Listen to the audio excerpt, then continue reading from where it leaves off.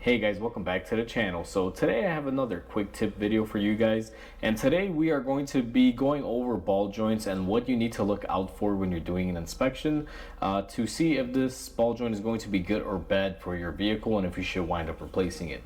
Now before we go ahead and begin, guys, if you guys haven't subscribed to the channel, hit the subscribe button down below and definitely smash that like button because it helps the channel out. With that said, let's go ahead and get started on today's video. So we have our ball joint on our bench here, and this came off of a Honda vehicle. This is the lower ball joint.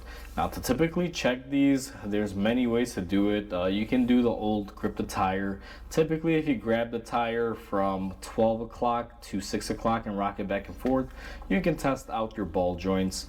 It's real simple that way. Sometimes what you'll have to do is come in with a pry bar between the knuckle and lower control arm and just physically rock it to see if you have any up and down movement. Now this particular ball joint, guys, has a lot of play in it. It's really hard to show, but I can physically see it moving up and down. It's well for worse. It's been on there for a while as well, and it's just, you know, had to be replaced due to time. Now common things to look out for on these is if you have any sort of movement or play, that would indicate that your ball joint needs to be replaced. If your ball joint has a broken boot here and you see grease leaking out of it in any way, shape, or form, you would want to replace that. Now in the case of this one, this doesn't have that issue. Another common issue that I see on these, if you guys can notice here, you have a really thick metal housing with this little steel cap on here. Sometimes I've seen these caps actually rot through and break, or they will leak out grease. If that is happening to you, you should also consider replacing the ball joint.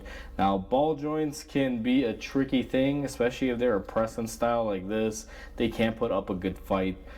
Most ball joints nowadays will come pre-installed with a lower control arm if you choose to buy that, or you can buy them independently like this one. Now in most Hondas, at least the older vintages, this ball joint will actually sit inside of the knuckle area, so you do have to replace just the ball joint. Knuckle assemblies are outrageously expensive, and even if you were to buy a new one, typically they don't come with the ball joint.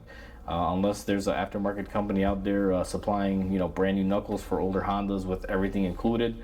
But I know if you buy them from the dealer, you will have to buy the ball joint separately and press it in yourself. So it's not like you can do a quick assembly. It's usually always cheaper to just buy the ball joint itself, just cost wise. So with that said, guys, those are a few things that you should look out on your ball joint when you're doing your inspection to see if your ball joint is good or bad. This is going to be a really quick video, as you guys can tell, just going over a few pointers.